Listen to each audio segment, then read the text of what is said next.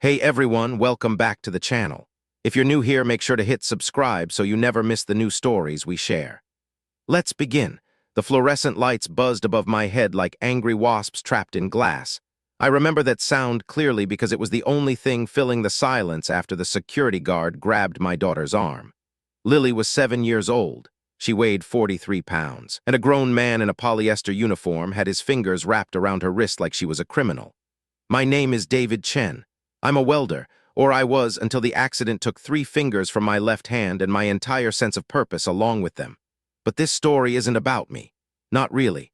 It's about a little girl, a cowboy I'd never met, and a question that would expose something rotten hiding in plain sight. It was a Tuesday afternoon in September, the kind of gray day where the sky can't decide whether to rain or just hang there looking disappointed. I'd brought Lily to Morrison's family grocery because they had the cheapest milk in town, and I needed every penny I could save. We walked through those automatic doors, and the cold air hit us like a wall. Lily held my hand, the one that still had all its fingers, and she looked up at the displays with those big brown eyes she inherited from her mother. Her mother who left us 14 months ago, who couldn't handle the medical bills, the depression. The way I'd stopped being the man she married. I don't blame her anymore. Some days I couldn't handle me either. "Daddy, can we get the cereal with the tiger?" Lily asked, pointing at a box on the shelf. "Not today, sweetheart. We're just getting the basics." She nodded. She'd learned not to ask twice. That broke something in me every time. I grabbed a gallon of milk, a loaf of bread, and a jar of peanut butter, the cheap kind that tasted like cardboard mixed with regret. Our cart squeaked as we pushed it toward the checkout lines. That's when I noticed him for the first time. The cowboy. He stood near the magazine rack, thumbing through a farming journal like he had all the time in the world. Weathered face, deep lines around his eyes from squinting into too many sunsets. He wore boots that had seen decades of honest work and a hat that looked older than me. Something about him felt familiar, though I was certain we'd never met. I turned my attention back to Lily. She was standing near a display of fruit, staring at a basket of strawberries like they were made of rubies. "Those look pretty, don't they?" I said. She nodded, then did something that would change everything. She reached out and touched one, just touched it, gently with one finger like she was saying hello to a small red friend. "Hey," the voice cut through the store like a knife. I saw what she did. A woman in a green Morrison's vest came barreling toward us, her face twisted with something that looked almost like excitement, like she'd been waiting for this moment all day. "Sir, your daughter just attempted to steal from this store." I felt my stomach drop through the floor. "What? No, she didn't take anything. She just touched it." The woman's name tag read Patricia, but nothing about her seemed gentle enough for that name.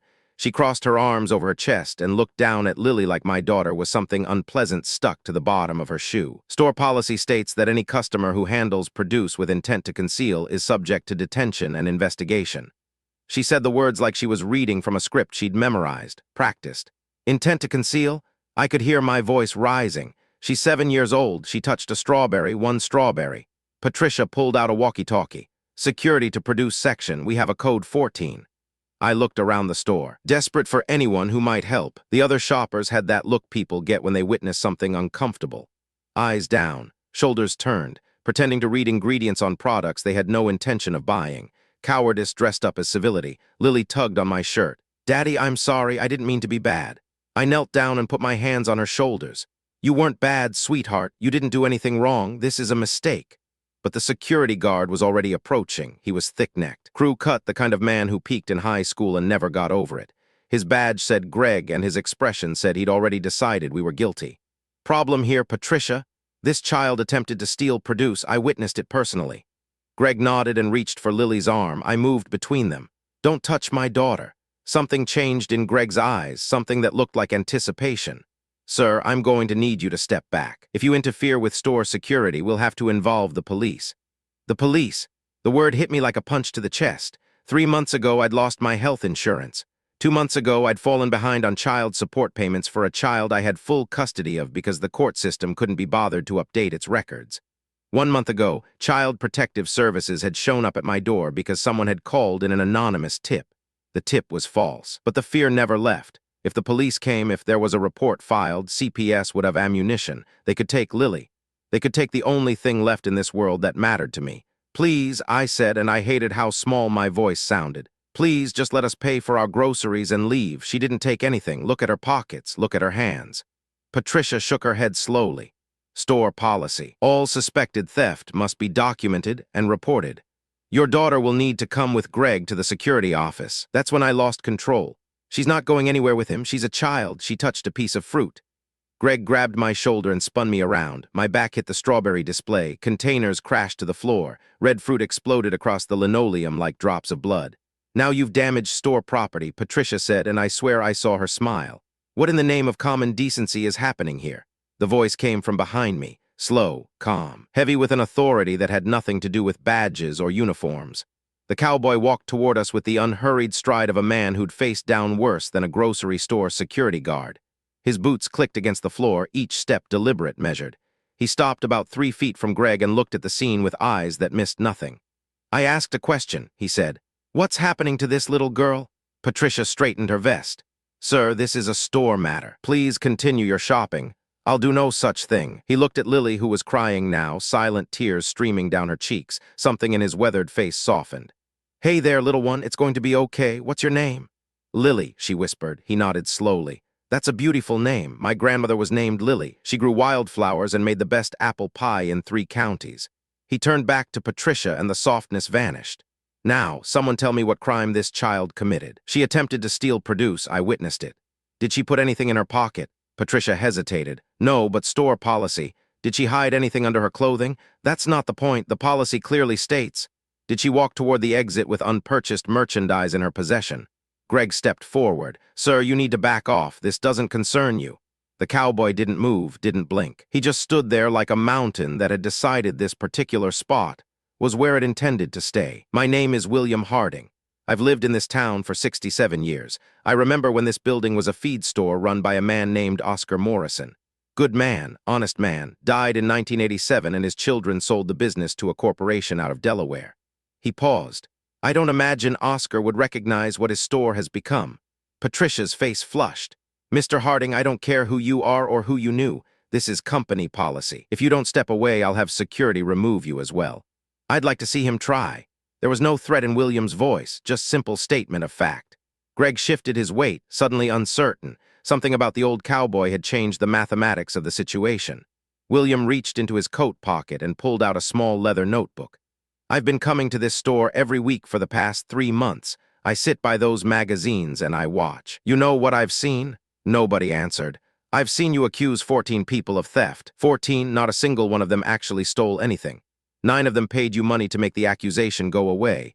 2 of them broke down crying and left without their groceries. 3 of them were mothers with children, just like this man here. I stared at the old man. He'd been watching, documenting. That's quite a pattern, William continued. Almost like someone's running a racket. Patricia's face went pale. I don't know what you're implying, but I'm not implying anything. William closed his notebook. I'm stating facts. Now I'd like to speak with your manager, and I have one question for him. Just one? I think you know what it is. For the first time since this nightmare began, Patricia looked afraid. The manager's name was Dennis Whitmore, and he walked toward us with the practiced smile of a man who'd learned that smiling could be a form of weapon. His tie was too tight, his hair too neat, his handshake too firm when he introduced himself to William. Mr. Harding, I understand there's been some confusion. I'm sure we can sort this out. I'm sure we can. William gestured toward me and Lily. This man's daughter touched a strawberry. Your employee accused her of attempted theft. Your security guard put hands on both of them. Now I'm going to ask you one question, and I'd like an honest answer. Dennis maintained his smile, but I could see the tension in his jaw. Of course, happy to help. William pulled out his notebook again. How much money has this store collected from customers in restitution fees for thefts that never occurred? The silence that followed seemed to stretch for years. Dennis's smile flickered. I'm not sure what you mean. I think you are. William flipped open the notebook.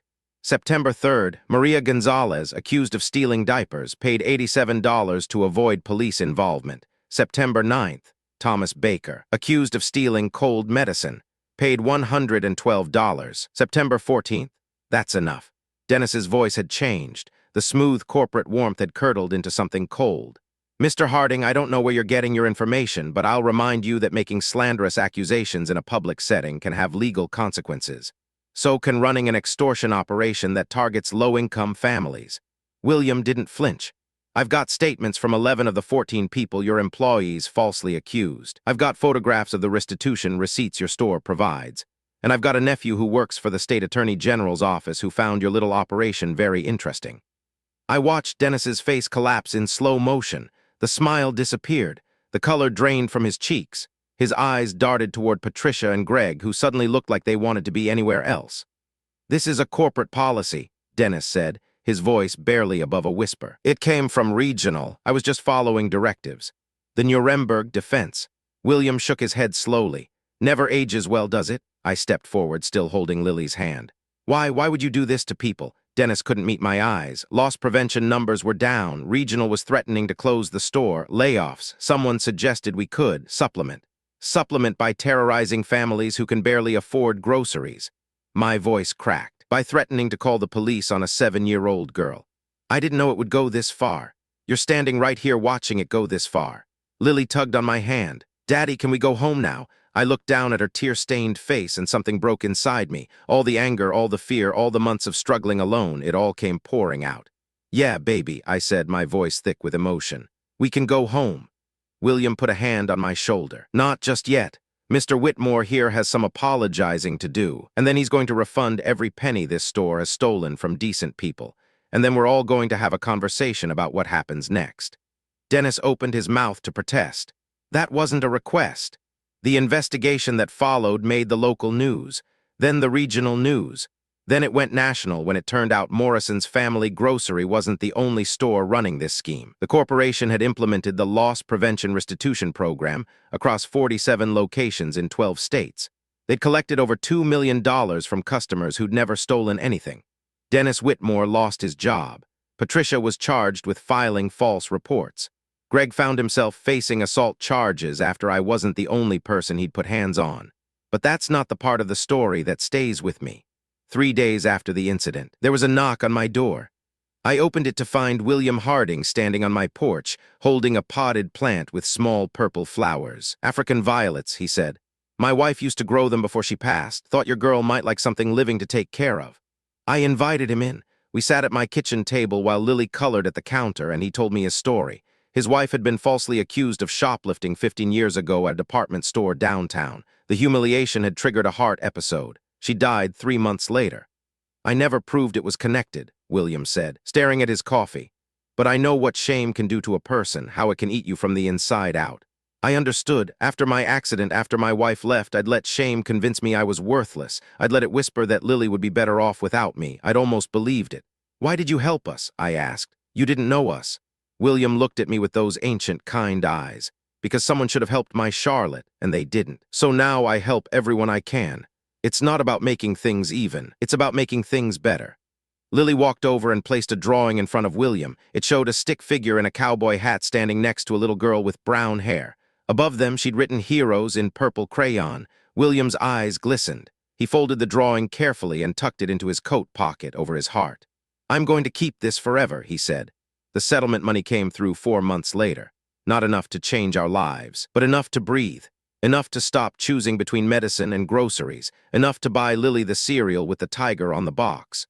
William and I became friends. He taught Lily how to plant flowers. He taught me how to forgive myself for things that were never my fault. When I finally got a new job at a manufacturing plant, he was the first person I called. Some people come into your life exactly when you need them. They ask the right question at the right moment. They stand between you and the darkness when you don't have the strength to stand yourself. They remind you that decency isn't dead. It's just quiet. And sometimes quiet things are the most powerful things of all. Thanks for watching. Subscribe and visit the channel for more real-life stories.